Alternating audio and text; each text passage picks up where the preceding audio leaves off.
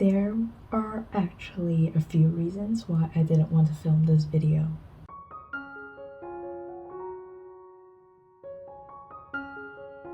Hi everyone, I'm Zoe, and for those of you who don't know, I'm in my final year studying architecture at the Manchester School of Architecture, which is a joint course by the University of Manchester and Manchester Metropolitan University.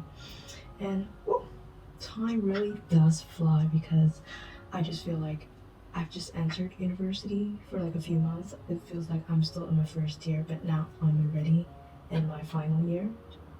So I have been receiving some comments about people asking about my university entrance portfolio, and there are actually a few reasons why I didn't want to film this video before. So first off, it's been so long time ago. I'm just afraid I might have like forgotten some of the artwork or some of the things already. And second of all, I feel really weird and insecure about sharing my work sometimes, and that's why I still haven't filmed this video. But then I realized that if somebody wants to watch this kind of video, then it might be of some help to them, because I remember when I applied to university, I also looked for these kind of videos online. So how my work could actually act as a reference and help people achieve the level that the portfolio can meet for them to enter their dream school is actually a really nice thing. So that's why I've decided to film this video. Do keep in mind that everybody's portfolio can be different and they can be equally fascinating and also be accepted into architecture school, because art is not a formula. So it's not like you complete all these things then you'll definitely have a good portfolio. It's important for you to focus on what you want to convey and share your own stories and do what feels like you, and then the interviewer or also the admissions officer will be able to see that, and that's what actually makes a good portfolio. So just keep in mind that my work is what I wanted to show, and you don't have to do exactly what I did, and it can be just a reference for you, and if not, it's also a good video to watch. So for UK, I applied to 5 schools. So I applied to UCL, and then University of Manchester, University of Edinburgh, University of Sheffield, and University of Nottingham. So I got offers from all these schools except for UCL, and in the end I chose Manchester. So do keep in mind that different schools have different requirements for their portfolio. So for example, for University of Edinburgh, they didn't require a portfolio of any form, but for University of Sheffield, they require a submission of portfolio and also a task that they want you to complete. And for mine, I think it was drawing a street from my home, and you have to insert that piece of artwork into your portfolio as well. And then for University of Manchester, you have to create a web page including your work. And then for UCL, you have to do 5 drawings first, and then if they do like your drawings, they will invite you to an interview, and then you can talk about your portfolio. And for University of Manchester, today we'll be sharing that portfolio. So I'll be going through the artwork that I did submit for University of Manchester and some of the questions they wanted me to answer. Moving on to the actual portfolio. So for the University of Manchester, you do not have to submit a PDF portfolio, but you do have to create a blog. So they will send you instructions about how to create a blog, and they'll send you a specific website that they want you to create the blog on. And then when the due date comes, you just have to send over the link of the blog, and they will look at the blog as if it's your portfolio. So besides the artwork that is part of your portfolio, you also have to answer some of the questions that they want you to answer. So in this video, I will not be talking about these questions because I've already covered that in my other video about submitting and applying to Manchester School of Architecture. So if you're interested, I'll put the link down below and also a card up there so you can watch it later on after this video. So let's jump straight into the artwork. So For the first piece, I chose a piece of oil painting, and it's called Dream. So in this oil painting, as you can see, there's a ballerina, and then there's also a swan, because I've always liked ballet, although I didn't really pursue that. I did try out when I was young, but it was too much for me, and I feel like dancing isn't really my forte. So I kind of quit when I was young, but nevertheless, I feel like ballet is such an elegant dance, but it's also it needs very, very hard work. And here, in this piece of artwork, I showed how a ballerina can shine on stage and be as elegant as a swan, but there's actually a lot of hardship behind all these shiny and glimmering moments. So this dream piece is actually about the effort and also blood, sweat, and tears you put into achieving your dream. And then the second piece of artwork here is just an observational sketch of the structures in Macau.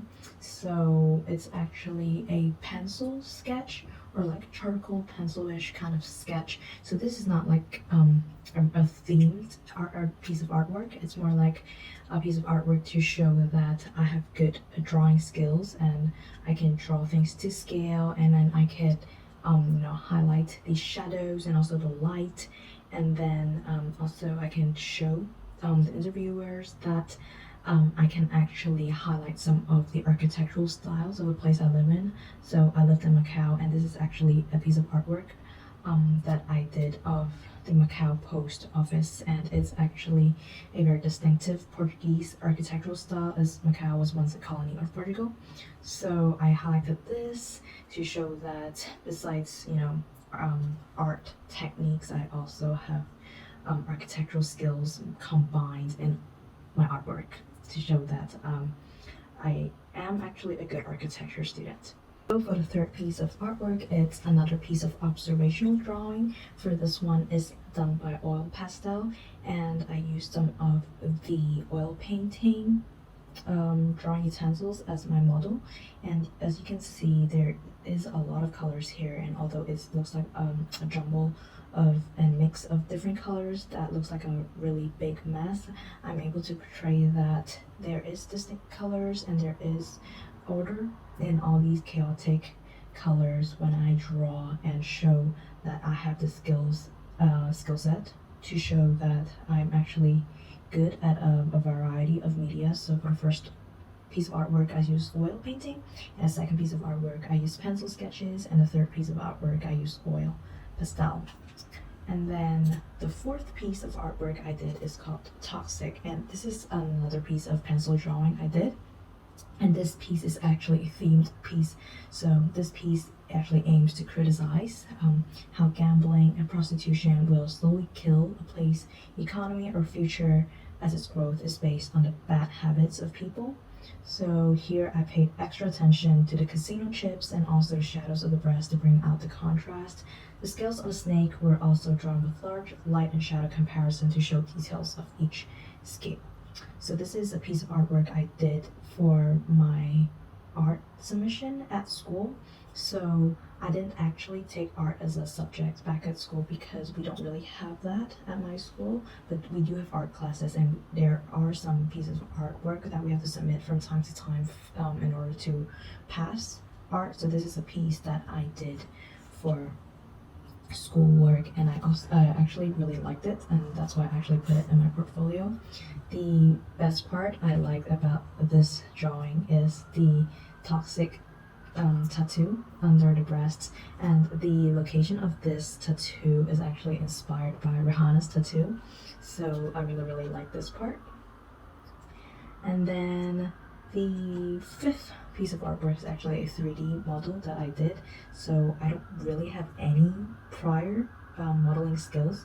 This is kind of like the first model that I did, and it's called the hexagon, and it's 1:400, which is not an official architecture scale now that I've been to architecture school, but then I didn't know, so I just put it there anyway. So this is like a kind of hexagon skyscraper that I was trying to make. So I wrote in the description, as a regular hexagon is my favorite shape, and many things in nature also take up the shape of hexagons. I have decided to construct a hexagonal building. As a chemistry student, I was also inspired by the shape of the benzene ring.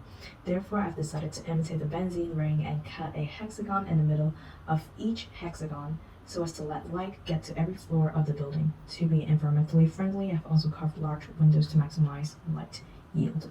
So I have no idea I actually wrote the benzene ring part now, and I've actually forgotten about that as well, so it's a really good refreshment of my memory. And for this piece of artwork, I just used white cardboard, and basically that was it. And then for the sixth piece of artwork, it's not a themed piece, it's just some piece to show I have skills in a variety of media, and this is a sand art piece. So what I wrote in the description was, this artwork gave me a really interesting experience as it was made by sand. Metal ribbons were stuck onto a piece of wood according to the lines from the sketch to act as a border for different colored sections. The process was troublesome but also amazing. Sand was then added using a small spatula to avoid spilling into other sections. I drew a woman from a Chinese opera scene, as I have learned to appreciate the Chinese opera culture after living with my grandma for some time. Oh, now I remember. So I was living with my grandma for some time, and she loved to watch these kind of Chinese opera singing. So I've learned to appreciate this kind of art when I was living with my grandma, and this is actually another piece for my art submission at school. And then I've decided to draw a woman from a Chinese opera play because I really admire and was fascinated by their headpieces and how colorful and pretty they are. And quick notes, they are really, really heavy. So yeah, I'm actually paying a really, really big tribute to all these artists and all these actresses who, despite all these hardships, aim to give the audience a good performance. And then number 7. Okay, this piece of artwork is number 7, and it's called Lines, and it's actually 2 pieces put together under one heading. So in these 2 pieces of artwork, I use straight lines only to portray the uprightness of skyscrapers and curved lines to imitate the flow of water over obstacles. So I applied watercolors for the obstacles and blew it with a straw for the uniqueness of irregularity. As for skyscrapers, I used straight lines pointing in different directions to create a pattern that would make the building special. So in this piece of artwork, I explored with straight lines and also curves because these basically are the lines that we use daily. So yeah, I use water because there's an irregularity with it, and there's a lot of uniqueness and also things that are unpredictable and how I adapt with it. And then for the straight lines, I use skyscrapers because skyscrapers are usually just straight and they stand so upright that I feel like they're pointing towards the sky, and that's why I use straight lines to portray skyscrapers, and these artworks are used for me to explore different lines. And the next piece of artwork is a 3D piece called Supervision. So this is actually a piece I submitted for a competition, a modeling competition. And this 3D model was inspired by the news that Facebook had leaked our information online, putting our actions and confidential data in the public eye. It felt like we were being supervised by a greater force 24 hours a day. Privacy is not achieved. In this model, the head of Medusa is shown, indicating that she can look at us and monitor what we do, but we can never do what she did to us, as we would be turned to stone, which means she's the greater force which cannot be harmed.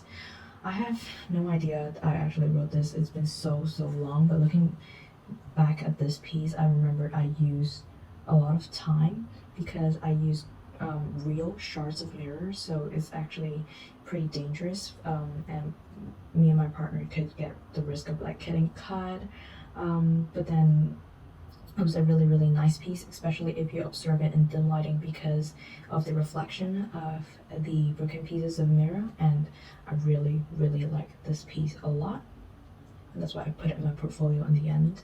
And the next piece is called Sorrow. So this piece is actually really dear to me, as I expressed my emotions into it when I was devastated about the death of a relative. So newspapers were torn and stuck piece by piece onto a canvas to represent how broken I was.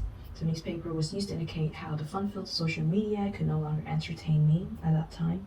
And I used warm colors as the background to show that no matter how happy the world was, I felt shattered inside.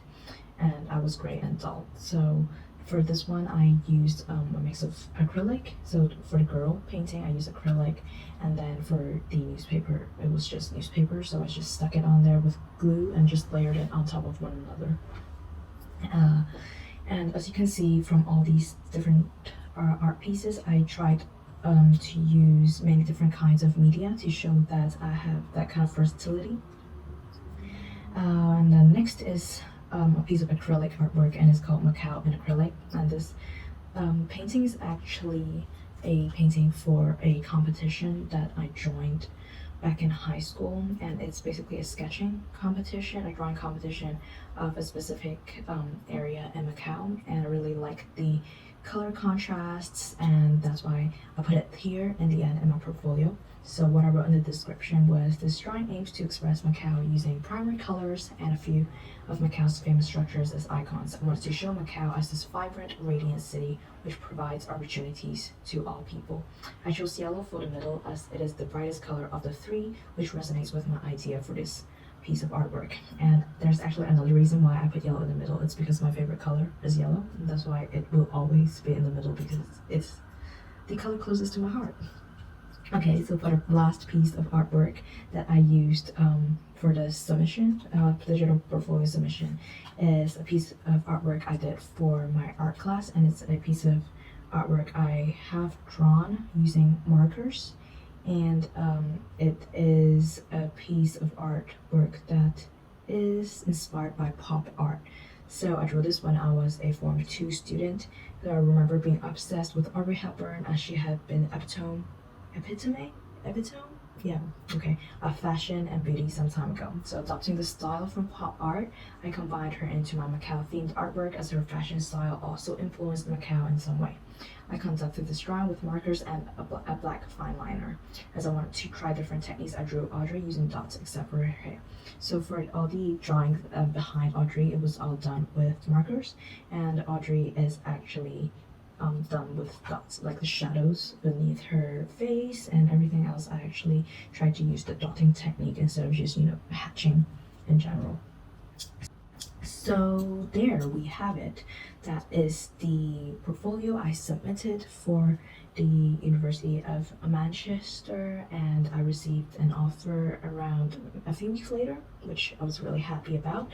So this is the end of the portfolio sharing session.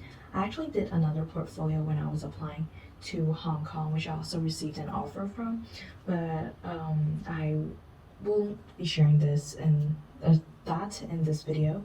But if you do want to have a look at that portfolio, just comment down in the comment section below, and I'll see if I can share it next time. So I do hope that this video was able to help you, and also guide you a little bit into what the the lecturers, the interviewers, or admission officers really want from interviewees. And if you have any questions about the application process, or about your portfolio too, do type it down in the comment section below, and I'll try my best to answer them all. And this is the end of the video. I hope you like it. I hope it helped. And do like this video and subscribe if you like this kind of content, and I'll see you in the next video. Bye.